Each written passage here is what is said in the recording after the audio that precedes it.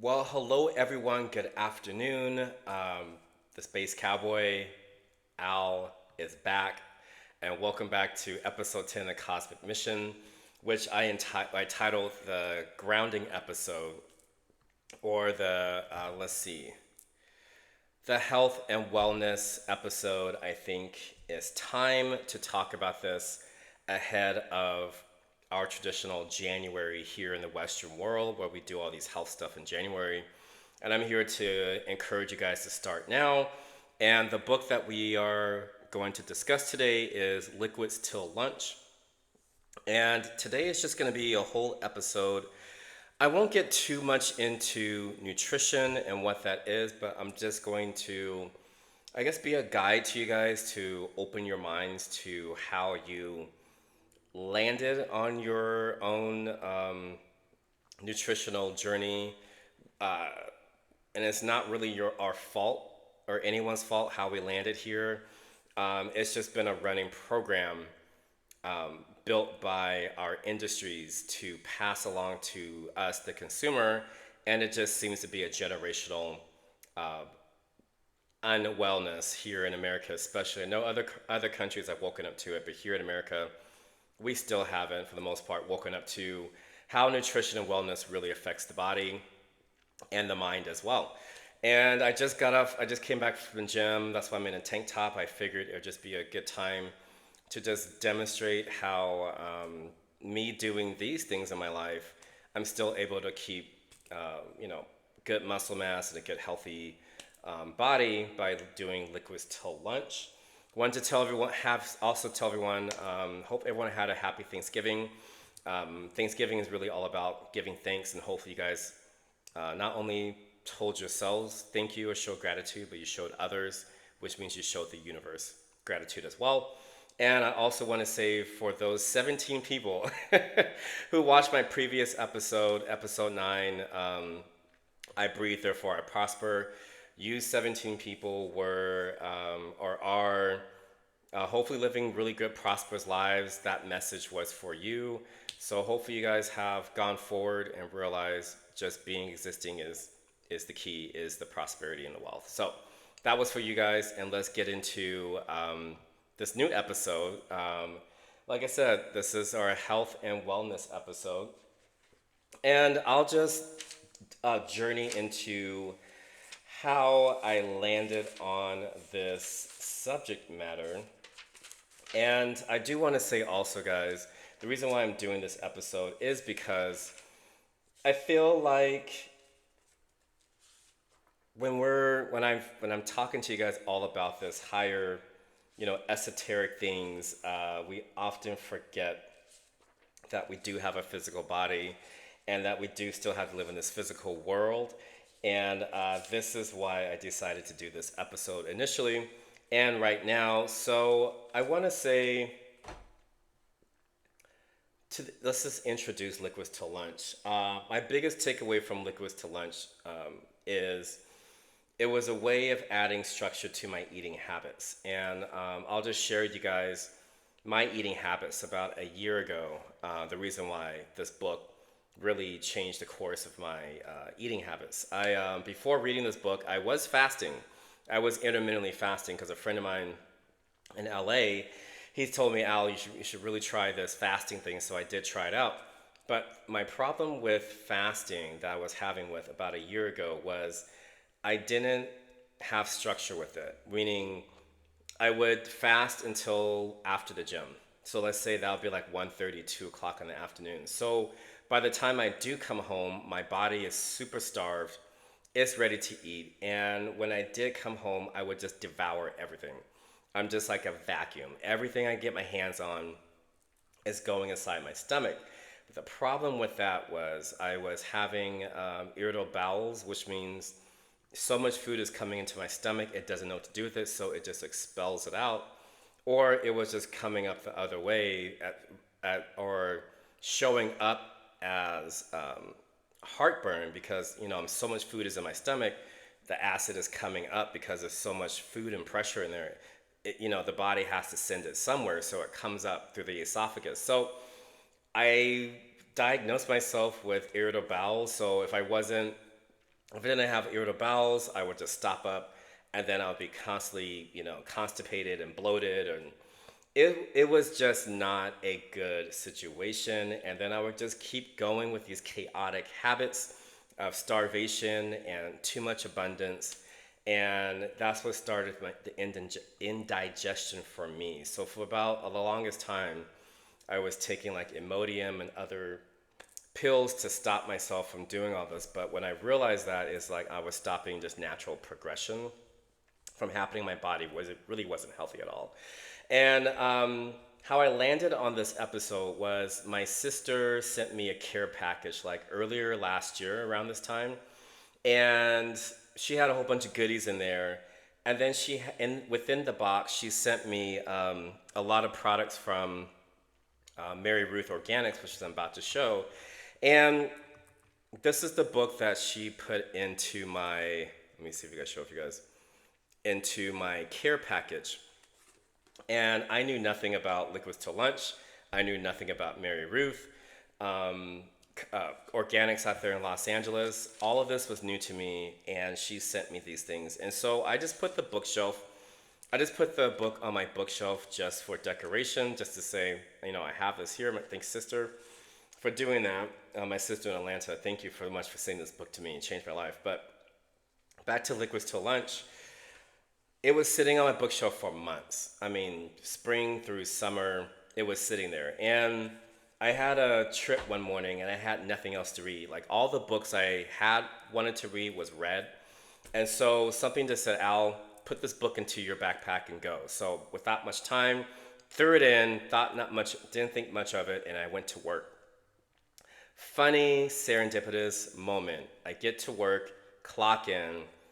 Mother Nature is a hot mess. In San Diego that day, we had low fog ceilings. It was really bizarre because we had a beautiful day before, but that morning I went to work. Low cloud ceilings, meaning it's hard for planes to take off and land. And then in Houston, there was weather storms. That was a hot mess there.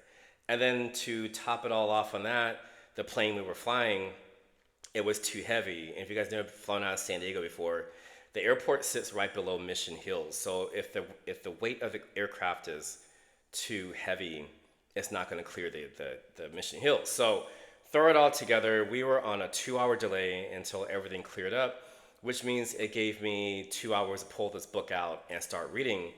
And when I started to read the book, especially the introduction where Mary Ruth talks about how she started her health and nutritional journey back in New York State, where she's from, it just opened my mind to so many different other things, that this wellness journey is just not all about diet. It's the food we eat, but it's also your mental state that's going to help you really change and make that change for good. Not just get on and off diets here and there, but you make a change for good. And this was unlike any other nutritional based book that I ever read. I don't know if I think I told you guys this before. I used to do personal training. I was a personal trainer. I was certified personal trainer, nutritionist. But the thing with that was I was tied into the matrix way of eating. I was telling my clients to eat right away. But now if I did it again, I wouldn't tell them that. I would tell them to just, fast, and well, you figure it out after that. But the main goal of Mary Ruth's book, let's talk about Liquids to Lunch. Let's get into it. Her goal is to help people find the path to long-lasting health and happiness. I wanted to read that to make sure I had it right. And Mary Ruth also says it's easier to obtain health and happiness and is free. And that's why she is really promoting this book. And I'm promoting it today because it is free information.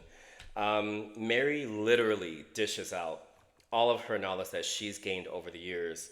And I'll just talk about Mary Ruth's background for those of you guys don't know who she is. For one, and this is in the introduction, if you guys ever pick up the book, she lost her immediate family during her teens and her 20s. So it was a very early time in her life where she lost all of her immediate family, which promoted her to become a certified health educator and business coach. because she found out her mom had cancer. So she was just trying to find healthier alternatives for to help her mother live because she didn't want to have another family member die. So she was just like, Mom, let me just go to school. Let me figure this out, get certified, so I can help you. Which it worked. She through nutrition, she helped her mom live longer beyond where the doctors told them that her mom would live. And then Mary Ruth also started her own coaching business in New York City, which was health and nutrition based. She also, during that time, created 12 Simple Steps that was born from those early days when she was doing her coaching with people in New York City. And then it also led her to a very huge opportunity to create Mary Ruth Organics, which is now based in Los Angeles. So if you guys have never heard of Mary Ruth Organics, I fully support it. It's vegan based, it's plant based, truly plant based, they're just not advertising it and calling it plant based. It's truly plant based. And just like anywhere, it's California based, so you guys know it's good organic stuff. I've been taking the vitamin D. I just ordered the skin and hair, so we'll see if we can grow this hair back in with Mary Ruth products. But I've been using the products, and I'm fully surprised. I can't believe it. Everything looks great. I feel great, better than ever before. And that is the beginning of Liquids to Lunch. And I'm going to also talk about the what's it called, the benefits to Liquids to Lunch, and that is better digestion. Like I said, when I started Liquids to Lunch, my digestion completely got on track. I do drink my kombuchas. I just got a daily habit of doing that when I eat. So when I do break my fast, I always have kombucha, and then I have like a banana or salad like I did today. And then I can break my fast, let that digest, and then we can move on to the heavier stuff later. And also, Liquids to Lunch also gives you more energy. It helps you to naturally just lose weight. And when you guys are fasting and giving yourself time to digest and eat, your body is naturally going to lose weight. You don't have to be on a yo-yo diet to achieve any of those things. And then there's many other health benefits, mental benefits, as well as physical benefits of doing Liquids to Lunch. And the beauty about Liquids to Lunch is that liquids, when you guys are drinking liquids like coffee or tea, it is more absorbable, excuse me, than solids would be. So especially those of you guys taking like solid vitamins in the morning, Liquids to Lunch actually promotes, or Mary Ruth promotes, taking liquid vitamins, only because when you guys do drink liquids with your, let's say, coffee, tea, or water in the morning, those liquids are easily transferable into your cells. It happens a little faster, boosting your energy. So that is where Liquids to Lunch really starts promoting the liquid diet from when you wake up till about noon. And like we talked before, guys, when you start infusing liquid vitamins into your favorite drinks in the morning, you're going to have prolonged energy. You won't feel hungry because your stomach is full of liquids or good liquids, and then that'll take you up until lunch. And then let's see what else. I had a question while I was doing this. You guys are probably asking me, why are we talking about fasting? What are we talking about here? And what we're talking about here is that the body functions more efficiently when we are fasting till noon. And you guys are probably looking at me like, Al, how can that be? I'm so used to getting up and eating. There's no way that's possible. And I'm going to tell you, that's not true. Your body can go without food early in the morning, only because this is a modern concept that the modern industrial world put on to the generations that came after the Industrial Revolution. And I'm just going to dig into history fun facts about how this new modern way of eating came about, which really came about out of the 1900s, or let's say the 20th century and 19th century, because the Industrial Revolution really kind of started in the 1860s and kind of went into the late part of the century and then crossed into the 20th century. And these new industries wanted to sell breakfast to us. And that is where this really comes from. And then before we dig into the Industrial Revolution, let me go back into time.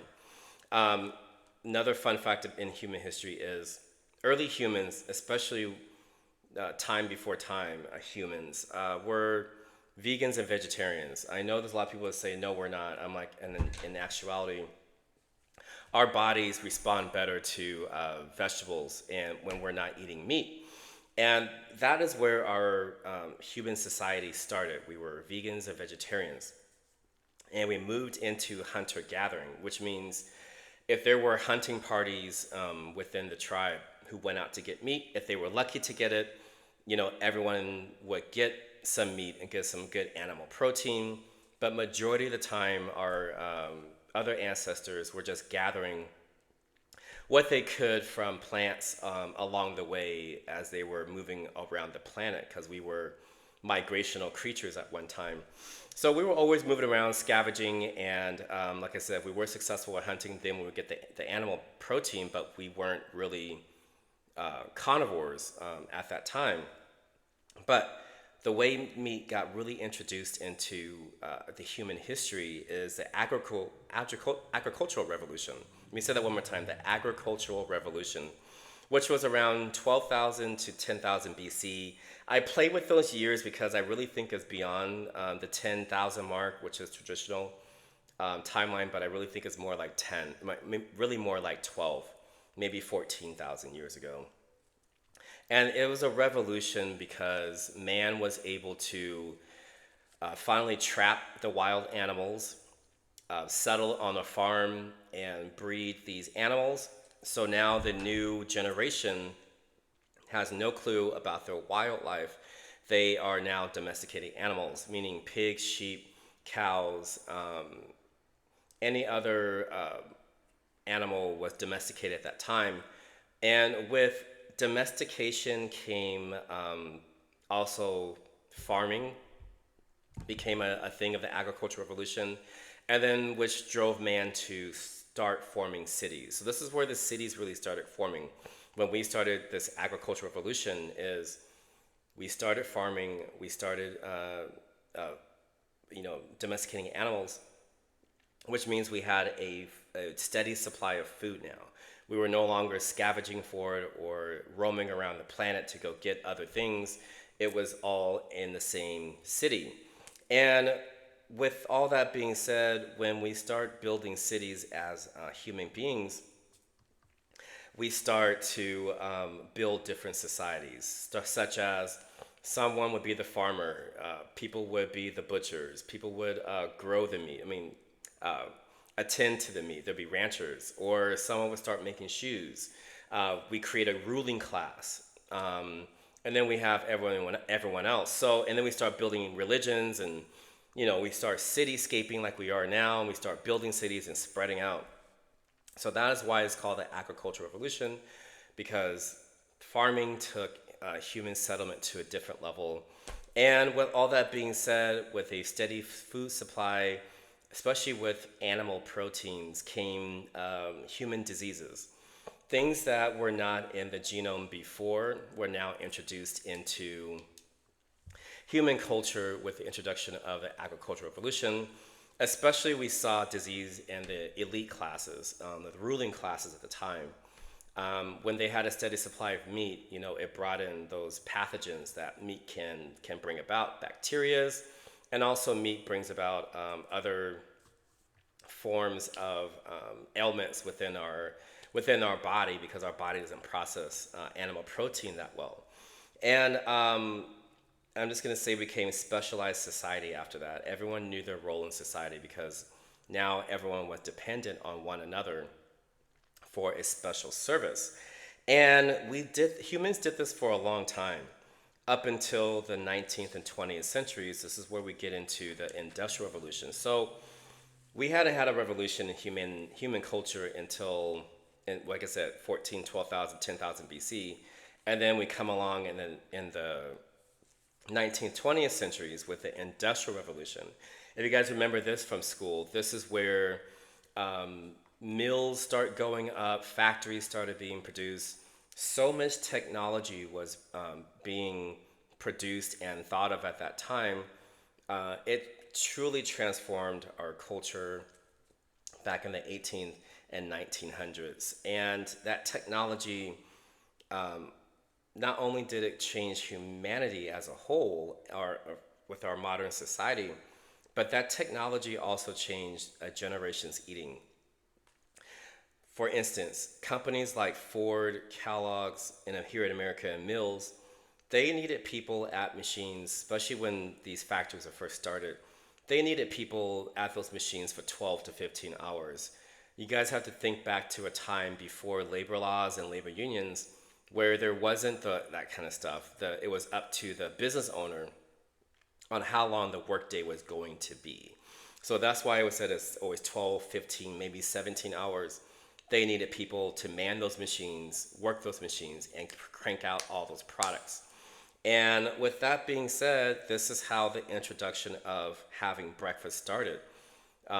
Those factory owners, like I said, they needed people to be sharp and ready to go when they got to the factory. So they were trying to find ways to promote people to start eating before they come to work, so they can man the machine all day and not have a lunch break like we have now. So places like, or not places, the corporations that started out of that was Kellogg's. Goes back to, especially in America, it goes back to the Industrial Revolution. General Mills, Quaker Oats, and they were creating new cereals, cheaper cereals, shelf-stable items for people, pancakes, oats, oatmeal, granola.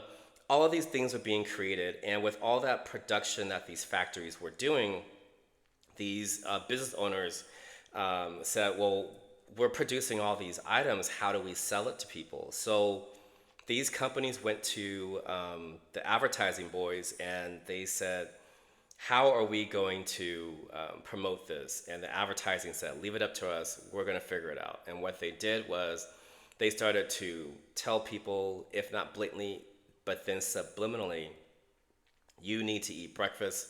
Your body needs to eat as soon as you get up. And guess what, guys? The advertising worked. And it changed that generation's eating habits. And guess what, guys? When people start having kids at that time, they teach their kids you're supposed to get up and eat. Then those kids teach their kids because they would say, well, that's how my mom and dad did it, so we're going to do the same thing too. And then herein lies how that one generation decision to change their eating habits has rippled down through the generations to 2024, to where people are still believing that their bodies have to eat, or they have to eat as soon as they get up. And I'm telling you guys, this is how this pattern started, and I feel like we can always stop this from happening. And not only did these companies become the big conglomerates that they are now, of selling products to people, but like we talked about, this generation's decision rippled through time, and we are still talking and debating about, does the body need to eat as right away or no?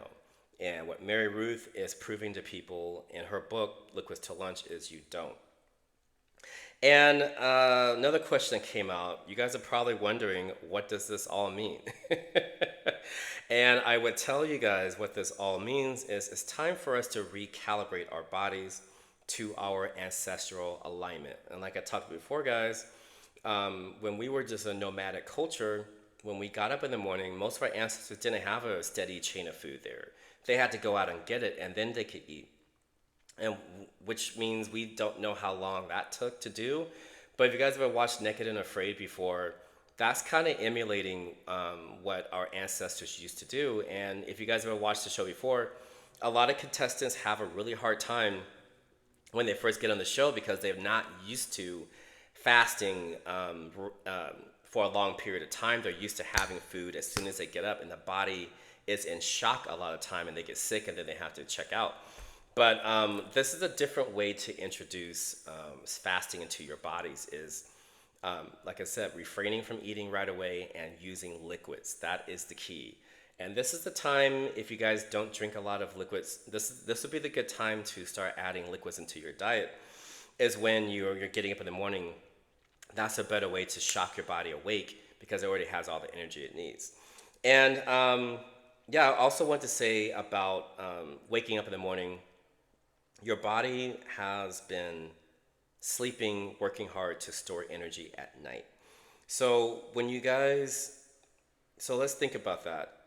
Your body has done all the work overnight to restore your cells, restore your body, make sure they have what they need when you wake up in the morning, when your eyes open up, and you start realizing that you're awake.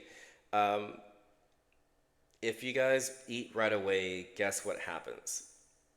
Your body is ready to go. Let's just say that. Without even eating, your body is ready to go. But when you start eating, your body never has a chance to burn off that extra energy that it just stored up for you.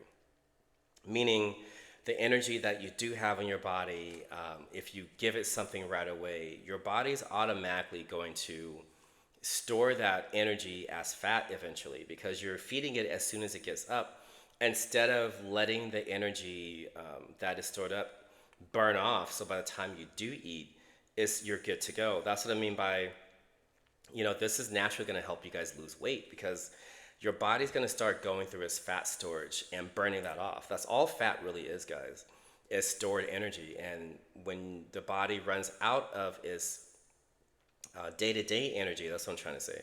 When your body runs out of its day-to-day energy, it starts going into the fat cells and pulling out that, reconverting that energy, that fat back into energy, and now it gets released back into the body because it still needs that energy. So that's all fat really is, guys. It's just stored energy, and then your body reconverts it back into stored, and then it burns off. So that's why fasting really just helps you guys lose weight and become a more healthier version of yourself.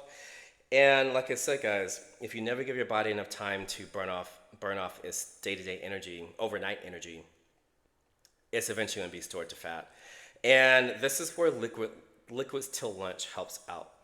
In the book, Mary Ruth helps people realize that eating and living a healthy, holistic life will break us from our modern way, or help break us out of the modern dieting, which is the yo-yo dieting or doing that whole revenge body stuff. I'm just here to tell you guys now, all of that is low vibrational, meaning if you go from diet to diet and you keep telling yourself, well, nothing is working, well, is it really not working, or are we just not dedicated to what we're doing? Or maybe the diet is too strict for you and that's not something you need to be doing. And then the other thing with revenge body is, why are you doing that? You should be wanting to be healthy and holistic for yourself. Having a revenge body, having someone on your mind, that's promoting more negativity. And Mary Ruth, and I'm gonna say myself, are here to promote positivity. That is not a way to become healthy, guys. Is when you're spinning away at the gym, thinking about someone because you want to show them that you want to have a hot body. That's not sustainable. I'm here to say it, and she's probably saying the same thing too, guys. It has to come from you. The positivity has to come from you. I encourage you guys to find a way to change your habits, positively change your habits, and it will go a long ways. And then I also want to say I will encourage you guys to evolve into fasting and eating a clean diet to purify your body and mind into the five-dimensional realm. And you guys are probably wondering, what does that mean? Clean your body and purify it. I mean by that is to start eating more fruits and vegetables, like we talked about before in episode 3, the hidden messages in water. There's messages in those fruits and vegetables to help your body heal, and it will give you guys just a better, your body more nutrition, more macro, micro nutrients your body needs you are not getting from this modern diet of animal products, chips, and cookies and brownies and all this other stuff that they want to promote to us. That stuff is dead. It has no communication with your cells. This is why I always push eating healthier items to help your cells restore itself, help your cells and communicate with your cells on how to do that. And like I said, all that other stuff doesn't work. Well, let's get to another question. Al, still not understanding how all of this works. And I'm going to say, well, let's break it down. There is, if you guys never heard of it before, if you guys have heard about this before, ATP, it's pretty much a nitrogen phosphorus energy chain. And it is an adenosine triphosphate. So which is pretty much just a nitrogen phosphate, especially all you gardeners out there. You guys recognize this. You probably recognize this same analogy. The ATP is made during the overnight hours. So this is where the stored energy starts, guys. This is why sleep is so important. ATP gets stored into every cell, gets stored into your muscles. So a lot of time, a lot of lifters out there, if you guys ever notice in the mornings, that's probably your best lift is because you have so much energy within your muscles already. You haven't burned everything off yet. It's only when you go throughout the day you notice you're a little more fatigued. That is coming from you don't have enough daily storage. You burned off all of your daily storage and now you're just really, your muscles are a little more exhausted. So that would be another way to explain how this happens. And for all you plant people out there, you guys found this chain in nature. When you add nitrogen or phosphate to your plants to help it grow, guys, it's the same way in the human body. Just like with plants, you feed it, guess what? Boom, it grows. Out of control sometimes. It's growing so much the branches are too heavy for the plant. Same thing with us. If we give our bodies enough time to rest, it has the same push and the same gusto as a plant. If you guys have ever seen a plant after a long winter hibernation, there's budding, there's bud breaks, there's stems, sometimes there's flowers. Guess what, guys? That is all ATP storage energy, meaning that plant is using its stored fasted energy to grow. Now, when the leaves start to open up and it starts to create its own energy, now the plant is making food for itself and it continues to grow. And that's essentially what we do as well as human beings is when we're fasting, let's say overnight, we get up in the morning, we are using all that stored energy to go about our day or grow about our day. And then when we open enough till noon, then we can start feeding the body and sustaining and keeping the energy flow going. So that's where food comes into play. So hopefully that helps you guys even more to understand what I'm trying to talk to you guys about today. And I'm going to add in sleep is very crucial to this all happening. So those of you guys who are getting 4 hours of sleep here, 5 hours of sleep here, you're not giving your body enough time to restore itself. And you're probably noticing that you're either fatigued or something else is happening within the body as you're going forward. And I'm just going to tell you guys this. Some of you guys might know about this already. Others probably are going to be shocked to hear this. When you guys go to sleep, your body's creating melatonin, which is putting the body to sleep because it needs to rest. Guess what's not resting? Your soul. Your soul is out there living its best life. It is out in the cosmos, living its best life, doing everything that it wants to do. So, guys, a lot of time that's where dreams come from, is your inner being never sleeps. It's always up. The body's the only one that needs to sleep. So when the body is sleeping, like I said, your soul is out there dancing in the cosmos and having a really fun time. And then sometimes if you're connected enough, you actually pick up on your soul's time out there. That's why a lot of time your dreams are like really weird, because you're having this other experience out there with your soul. So while that's happening, your body is starting to repair itself from the day, meaning it's digesting food, is turning that food into energy now, and it's repairing all of your cells, it's repairing your muscles, it's cleaning out the stomach, it's just preparing, the body is preparing for the soul's return, which is in the mornings when we wake up. That's when our souls come back. And hence, this is why a lot of people always promote sleep, is because the soul is out dancing. And when the soul is ready to come back into the body, it needs a fresh body that's restored, healthy, and ready to go. So when it comes back into the body, now it's fresh, and the soul can function in its full capacity. And when we don't feed our bodies enough nutrition and give it enough sleep, the soul's not going to have a good time.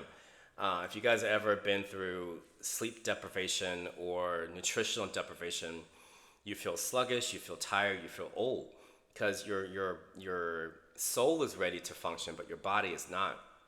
So that's why I encourage you guys to try to shift and make better choices about your diet and about your sleep patterns. And like, especially with sleep, you know, guys, get off those phones. That is the best way to try to encourage you guys to do that, is get off the phone, stop the scrolling. It's proven through studies that, you know, that screens, blue lights or ultraviolet lights, keeps the body from producing healthy melatonin levels, if not ever, because you're on that screen. So do the best you guys can to stop scrolling and doing all those social media interactions. For me, like, I put my phone into don't disturb after a certain time. And that just gets me off of my phone, and it really starts me to come down into myself and meditate. Sometimes I do that too, or I play music behind me like I'm doing now, to bring my body down into a good state, and then I can get a good 7-8 hours of sleep. Even on my layovers, I do the same thing too. There are times where I had to put the phone down just to recalibrate. So I really encourage that when you guys go forward.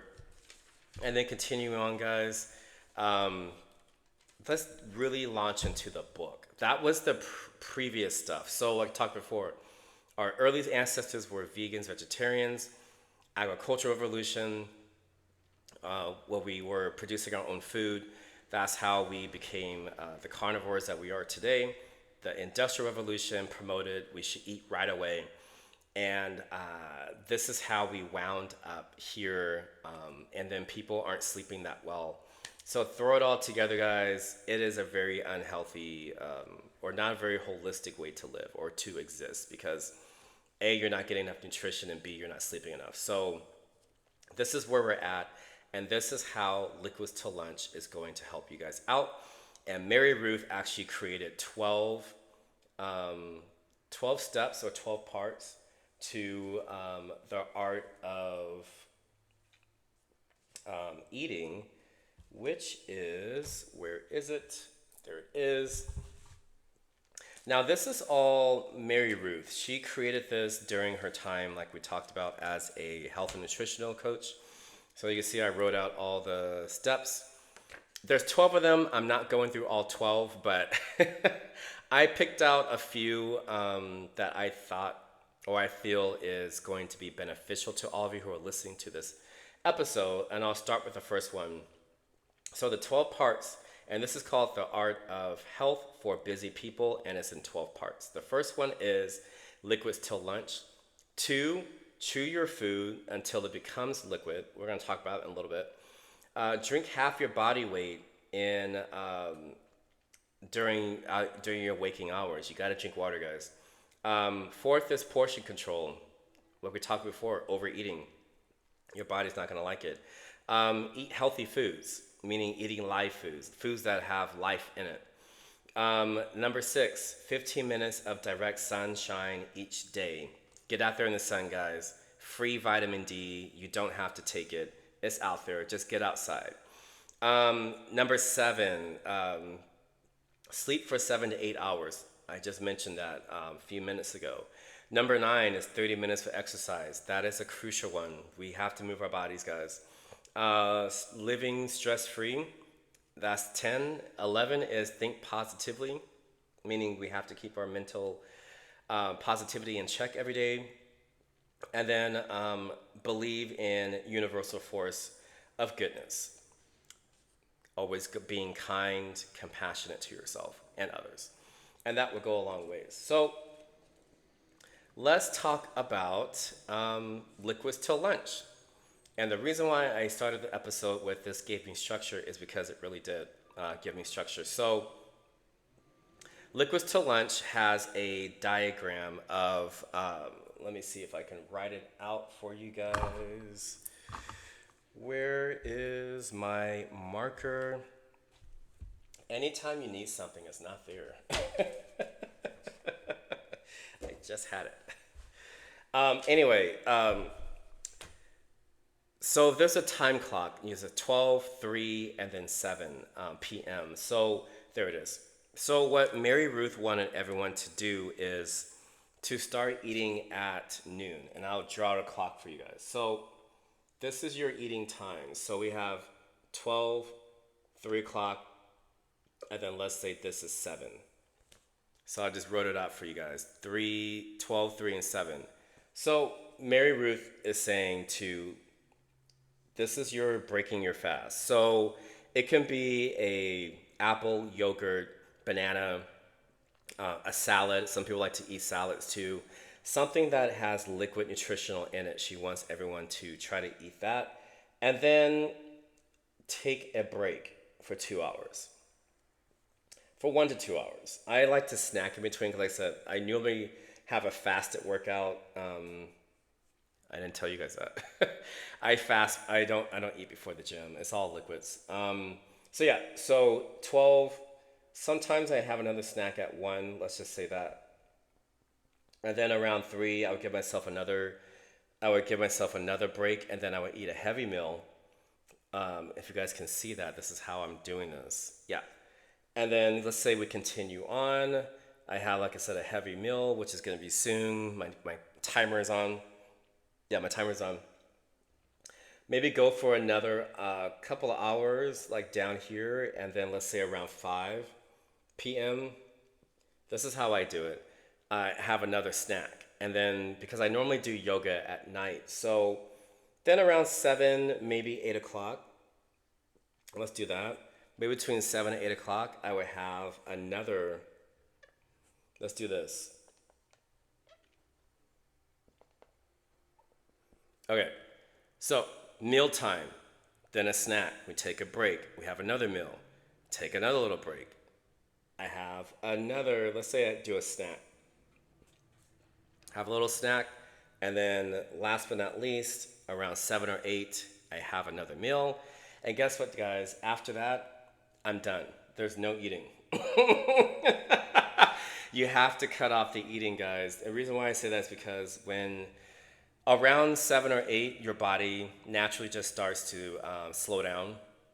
So if you guys are eating around like 9 o'clock, 10 o'clock at night, this food is just going to sit there for most part, if you guys have noticed that before, especially those with like heartburn or indigestion that late. When you're eating that late, you're not giving your body enough time. So let's just say I stopped eating around 8 or 7.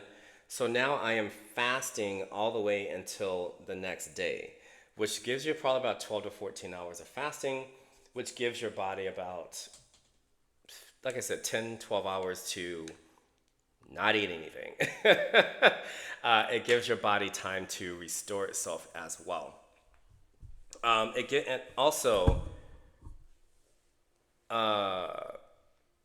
it helps out to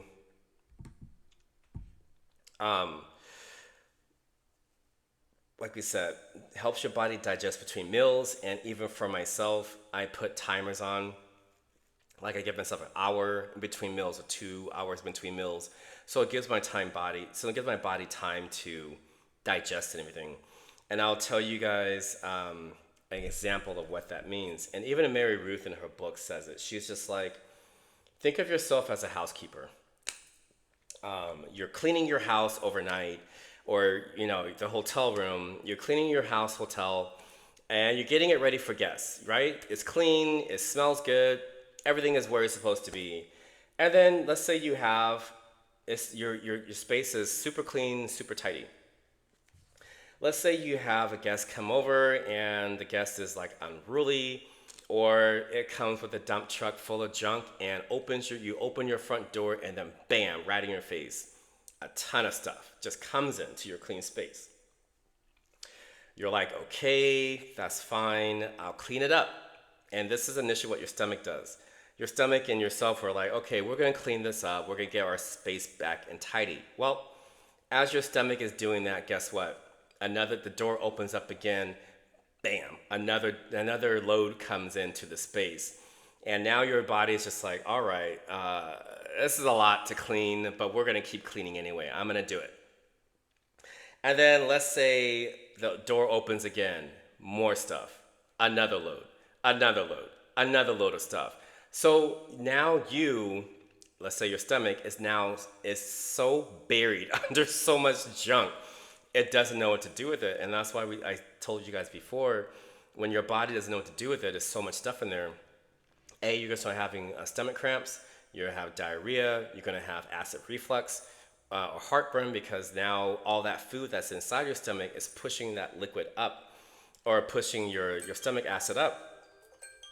And that's initially where all this heartburn stuff comes from, guys. So I encourage you guys to go forward and try to give your body time to digest food.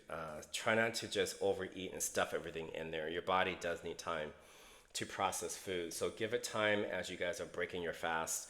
I know it's going to be a little hard to do, but I challenge you guys to go forward and give your body time to do it. So let's see. Yeah, I think that's all I wanted to say about that. And then, like I said, guys, this traditional way of eating that we're doing, especially here in America, well, you're eating all day and you don't give your body enough time to digest anything. Your body is under constant stress all day because it's trying to digest food, it's trying to make space for more food to come in, and you are just drowning it in food, which means you are draining your energy field because your body, all it's doing is digesting food. It doesn't have time for anything else. And I feel that's where people often get tired and sluggish, is because your body is constantly digesting and it's draining its energy from your field. So like I said, you guys don't have time to do anything else. And I encourage, just like I said, set a timer for 1 hour, maybe set a timer for 2 hours, and try to give you guys a time between meals to eat, for your body to digest, and then you eat again. I think on my last trip, we were going to San Jose, and I was working with a coworker, and she was just laughing at me. She's like, all day, all these alarms are going off, and I'm like, well, it's my eating schedule. So she was a little impressed by that. But yeah, I set alarms all the time to remind myself that, okay, yeah, it's been an hour, it's time to eat. Just like my alarm just went off now. So I got to eat in a little bit. But yeah, guys, just give your body time to digest certain things, and it would take your body very far. All those digestional issues would clear up. And then let's get to, yeah. So yeah, the house. Yeah, your house has a few hours to clean before more dump trucks arrive. And like I said, guys, give your body a break so it can empty out the waste and clean everything up. So when your next meal comes in, your body's ready to receive it. That's what I'm really trying to say with this is. And yeah, I think I explained everything that I do. Yeah, guys, I encourage 1 to 2 hours in between meals. If you do get hungry, I normally do like sometimes like a 20 or 30 minute time period. I'll set that and then I'll eat something else. But just eat something heavy, have a snack if you're super hungry, and then eat again. Give yourself a break, maybe a snack, and then cut it off around 7 or 8. Don't go beyond 8 o'clock, guys, because you're ready to go to bed. Give yourself about 2 hours before going to bed, before you eat, so we can digest everything properly. And then let's see. Yeah, I cut it off around 8. I call it closing my kitchen for the day. Around 8 o'clock, that's it. If I don't want to cook around that time, I'll just have almonds, a protein bar, something plant-based, so when I go to bed, it's not that heavy. Let's move on to chew your food. That is number 2. which means try to chew your food 15 to 20 times. I know when we're hungry, sometimes we just give it five and then we move on. But what Mary Ruth talks about, and also this research too, guys, when your food is broken down into little bits and pieces, it carries the saliva enzymes. And when you swallow that food now, not only does your saliva carry enzymes, and once it enters the stomach is going to have an easier time to digest that food. And I'm going to say conventional belief, and the conventional belief is that our body can break down solids. Well, that's yes and no. It can, but it just takes a very long time for your body to break down a solid. And also, surprisingly, I learned this too myself. Your body doesn't touch the food. I mean, your stomach doesn't touch food. It just kind of swirls it around. The one that really breaks down the food is the small intestine. So that's why a lot of time you guys get dumping when you're eating too much, where your food is too chunky in your stomach. It just pushes everything out. But that's where that comes from. But the small intestine is the one that does everything, all the breaking down the food. So with that being said, guys, your stomach just pushes the food around and swirls it around your stomach, but your small intestine does all the work. And that's where, like I said, irritable bowel syndrome comes from, and then also heartburn. That's where that comes from, when your food is too big and it hasn't had time to, doesn't have the enzymes on it that it needs. More stuff's going to come up, what's going to come out. So again, guys, try to chew your food so it kind of comes into a small little bit piece, and then swallow it.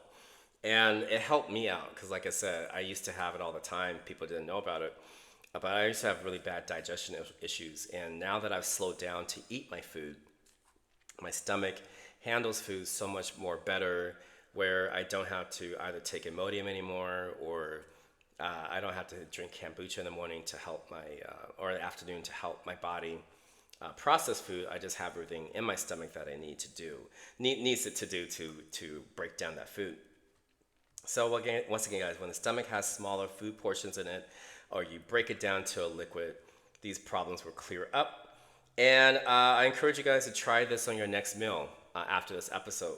Try to really chew your food. Try to get that food coaxed in your saliva before you swallow it. And I think you guys will find immediately that there's a difference when you finally start breaking down your food and using your teeth that we've been given to really break down that food, to chop it, grind it, and then you can swallow it. Let's see what else. Yeah, I realized this too. Like I said, I was wolfing down food all the time, but I've slowed down. I think it'll help you guys out too. All right, number 3, drink more water, guys. Water is the healer, like we talked about in episode 3. If you guys have been with me this whole time, water carries hidden messages in it. Drink as much water as you can. There's never enough water that you guys can drink, and that can be a form of tea as well. That's a great thing to starve off, to keep you guys from starving. Coffee is a good one in the morning, but once you guys get past your initial caffeine intake, time to start pounding the water in. So drink half your body weight, and it'll take you guys really far. And eat healthy foods. Try, like I said, plant-based items. Let's do fruits and vegetables, as we talked before. They do have water in it, which carries the knowledge of water as well. And eat food that is alive. And what I mean by that is foods that came from a plant. If it's in a raw form, that's even better. But if it comes in a non-raw form, that's fine too. Rice is great. Beans are great. Couscous is great. That comes from a grain. Anything you guys can think of to eat healthy, or that's food that's alive, that's a great way to talk about that. And I'm also going to say live food just evolves the body to be less dense.